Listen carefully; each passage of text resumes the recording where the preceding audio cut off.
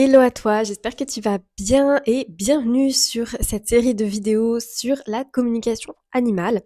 Je vais aussi te mettre dans la suite de vidéos le replay de mon interview avec Radio Club. Donc j'ai eu la chance d'être invitée dans leur studio pour pouvoir parler un peu plus de ce qu'est la communication animale. Donc là, dans la série de vidéos, on va déjà voir sur cette vidéo ce que c'est la communication animale et puis dans quel cas, en fait, faire appel à la communication animale.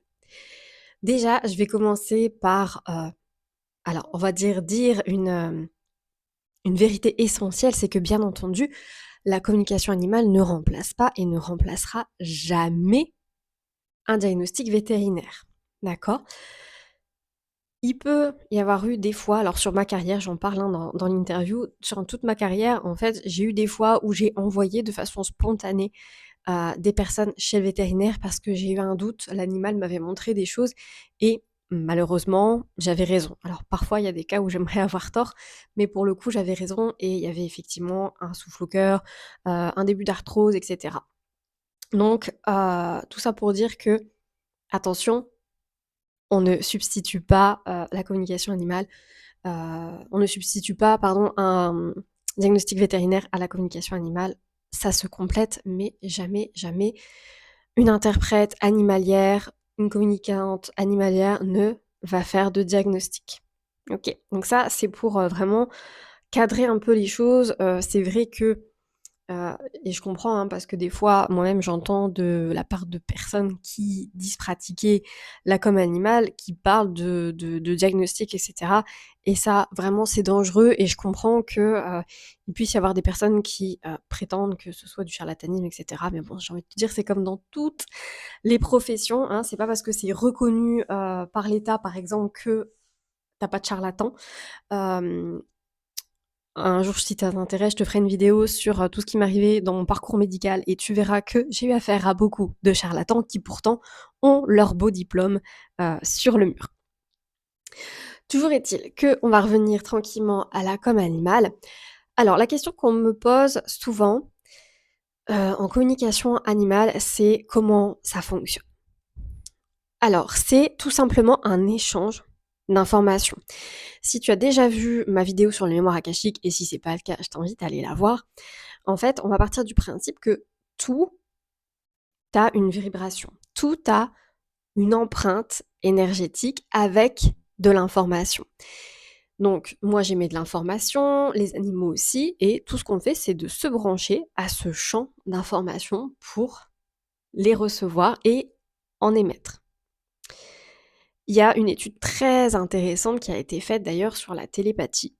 Parce que bien souvent, les gens disent: «Bah oui, mais on voit pas, c'est pas concret et cetera». Tu ne vois pas les ondes Wi-Fi, pour autant, tu as internet. Ça fonctionne aussi à peu près de la même façon. C'est beaucoup plus subtil, là on est plutôt dans le quantique, mais c'est beaucoup plus subtil que ça. Donc dans cette étude qui est très, très intéressante, en fait on a mis un cobaye donc un cobaye humain, dans une salle blanche et on lui a mis des électrodes sur la tête. D'accord? Pour voir à quelle aire du cerveau correspondait, tel ou tel ordre.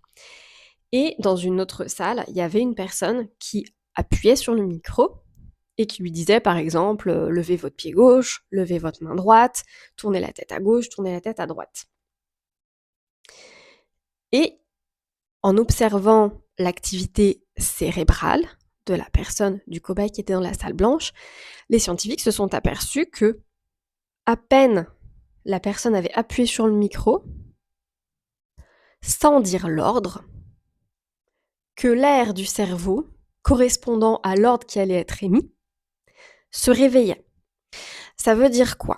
Ça veut dire que la personne n'avait pas dit l'ordre, que le cerveau commençait déjà à anticiper et à s'allumer sur l'ordre, par exemple, lever la main droite ou lever la main gauche, avant même que la personne le dise. Ça veut dire qu'il y a une transmission d'informations qui se fait d'une façon totalement différente. Et ça, les scientifiques sont en train de commencer à comprendre, peut-être pas à comprendre, mais en tout cas à essayer de comprendre comment ça fonctionne. Ça veut juste dire qu'il y a de l'information autrement. Mais toi aussi, tu l'expérimentes. Je veux dire, alors ça, c'est surtout chez les hypersensibles, on est très doués pour ça. Mais qui n'est jamais entré dans une pièce en ressentant, par exemple, qu'il y a eu une dispute juste avant? Ça, je suis certaine que ça t'est déjà arrivé. Ou peut-être que tu ressens aussi, des tensions alors que les personnes, mettons, tu as 2 amies qui se font la tête et elles essayent de faire semblant que tout va bien et toi, en fait, tu captes qu'il y a quelque chose alors que, elles agissent exactement de la même façon. Mais toi, tu le ressens au niveau énergétique, au niveau information, d'accord? Donc ça, c'est plutôt pour l'aspect, on va dire scientifique, si on peut l'appeler comme ça, parce que maintenant scientifique, il faut avoir des cases, surtout en France, très, très carrées et pas en sortir. Et voilà, donc ça, c'est plus pour t'expliquer un petit peu comment ça fonctionne. Ensuite, la deuxième chose, c'est: «Mais oui, il faut avoir un don pour faire de la communication animale, c'est pas donné à tout le monde, patati patata».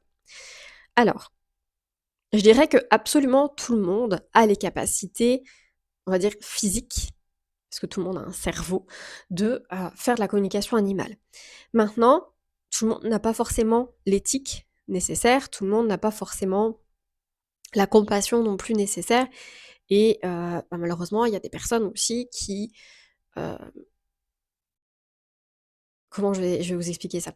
Qui ne vont pas être assez, fortes, on va dire, pour faire passer l'animal avant. Parce que dans l'éthique de la communication animale, quand tu pratiques, tu fais passer l'animal avant. C'est logique. Je veux dire, tu vas pas dire des choses au gardien pour faire plaisir. Et l'objectif, c'est pas non plus de forcer l'animal, ça j'ai déjà vu ça. En plus, c'est une personne que j'avais formée, donc je l'ai reprise. Mais du coup, elle avait fait un peu de chantage à l'animal pour qu'il arrête un comportement dérangeant pour son gardien, en lui disant: «Bah oui, tu vas te faire, enfin, tu vas te faire expulser de la maison». Ça, pour moi, c'est un comportement qui n'est pas éthique. Donc tout le monde peut faire de la communication animale. Si toi, qui regardes la vidéo demain, tu as envie d'en faire, tu peux totalement en faire. C'est tout à fait possible. Alors, on va passer à la partie où on se demande dans quel contexte je vais aller faire une communication animale à mon loulou. Tu as plusieurs contextes. Le premier contexte, c'est: je veux juste savoir comment il va, je découvre là comme animal, je découvre que mon animal peut avoir des choses à m'exprimer, à me transmettre. Qu'est-ce qu'il a à me dire finalement? Donc ça, c'est vraiment la première chose, on va dire, pour laquelle tu peux faire appel à la com animale, juste pour savoir si tout va bien, s'il y a des choses à améliorer, et cetera. L'effet que ça a dans, allez, 99,9 des cas, c'est d'améliorer la relation avec le gardien. C'est-à-dire que tu changes le fait que l'animal t'amène des choses, heu, conscientes ou non, sur ta vie ou sur la sienne d'ailleurs, en fait, ça va t'amener à une autre vision de l'animal. Tu vas le voir comme un animal, enfin comme un être, on va dire, plus évolué que ce que tu penses de base. Plus évolué et aussi, plus compassionnel, plus intelligent aussi, d'une certaine manière. Donc il y a différents types d'intelligence, mais voilà, je trouve que c'est toujours intéressant de voir cet aspect-là de l'animal et du coup, souvent, les liens sont renforcés suite à une communication animale. Donc première chose, pour savoir comment il va. Deuxième chose, ça va être, justement, je t'en parlais, quand il y a des fois un problème de comportement et que tu es bien allé faire un diagnostic chez le vétérinaire. Parce que si tu fais une gomme alors que, par exemple, ton chat fait pipi partout et que finalement ton chat a une cystite, mais que quand l'interprète se branche à l'animal et que l'animal lui montre que, je dis une bêtise, hein, son gardien est vraiment très, très stressé. Bon, je prends mon cas, hein, ça a été le cas. Moi, j'ai une chatte qui a fait pipi partout parce que j'étais très stressée. Hem, donc parce que voilà, pour montrer, que la gardienne est beaucoup trop stressée, par exemple, mais que en même temps, elle fait une cystite, ça veut dire que l'animal ne sera pas guéri de sa cystite. Donc d'abord, on va quand même voir le vétérinaire avant de faire appel à un communicant ou une interprète animalière. OK? pour voir s'il y a pas de problème. Donc si c'est de l'agressivité, pareil, on peut aller voir on peut aller voir le vétérinaire, pardon, parce que peut-être que ça peut être, parce que l'animal a des douleurs. Ça peut être ça aussi. Rien n'empêche, suite au diagnostic du vétérinaire, de prendre une com animale, mais d'abord, on passe par le vétérinaire, s'il vous plaît. Troisième, troisième cas, ben, c'est pour un changement de vie. Admettons, tu envisages d'agrandir ta famille, donc que ce soit un bébé humain ou un animal ou autre, ou un bébé animal. En fait, tu peux toujours faire une communication avec ton animal pour savoir, alors si déjà il est OK, comment il va le vivre, est-ce que il y a des choses à améliorer, aménager pour lui, pour que ça se passe de la meilleure façon, et cetera. Et est-ce qu'il est d'accord pour, je pense à une adoption où la personne fait appel à moi pour savoir si le chien est OK d'avoir un autre chien, et quand je fais la com avec l'autre chien qui va être, potentiellement, dans la famille, mais en fait, on se rend compte que ça n'accroche, mais alors, mais pas du tout, pas du tout. Alors il y a quand même une adoption qui s'est faite, mais pas avec le chien initial parce qu'en fait, ils allaient se fighter, quoi. Donc je leur ai dit: «Allez quand même faire le test, au refuge pour voir», parce que ça, c'est des choses qui se font, hein, avec les refuges. Tu vas faire, le test pour voir si ça passe avec ton animal, et effectivement, c'était la catastrophe. Donc tu vois, ça permet de valider un petit peu ce que la com a dit déjà d'avant. Ensuite, tu peux faire appel à la communication animale, ben, pour un animal justement qui est en fin de vie. Hem, on se pose toujours la question si, on doit faire partir notre animal parce qu'on le voit qu'il est en train de souffrir, parce que, heu, c'est compliqué. Alors souvent, c'est plus compliqué pour nous en tant que gardiens de voir notre animal souffrir, et c'est totalement normal, c'est totalement humain. Maintenant, c'est important de voir, comment faire pour que pour entendre les vraies volontés de l'animal. Est-ce qu'il veut vraiment la piqûre ou est-ce qu'il ne la veut pas? Et ça, je te raconterai, j'ai fait une com avec un animal qui voulait pas la piqûre, et pourtant la gardienne, l'a fait quand même, et je te raconterai ce qui s'est passé, mais ça donne la leçon de vraiment respecter les choix de l'animal. Et enfin, on peut faire une communication avec un animal qui est décédé, tout comme les médiums font des communications avec des humains décédés. OK? Donc c'est souvent pour aller voir si tout va bien, s'il est bien passé, et cetera. Alors, il y a beaucoup de croyances sur le fait qu'on retienne un animal, parce qu'on est douloureux, c'est culpabilisant. C'est pas totalement vrai. Alors je dis que c'est pas totalement vrai parce que, heu alors, faudrait que je te fasse un cours sur l'âme, et cetera, mais l'âme ne peut être touchée sans son consentement, et si tu es triste et qu'une partie, je dis bien une partie énergétique de l'animal reste pour te consoler, c'est parce que d'un autre côté, il le veut bien.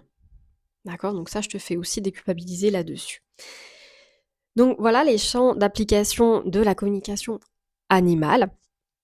Hem, c'est une expérience, en fait, que tu le vives en communiquant avec les animaux ou pas.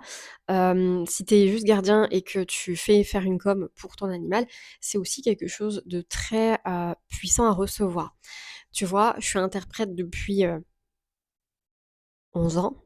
Ouais, ça fait déjà 11 ans, la vache.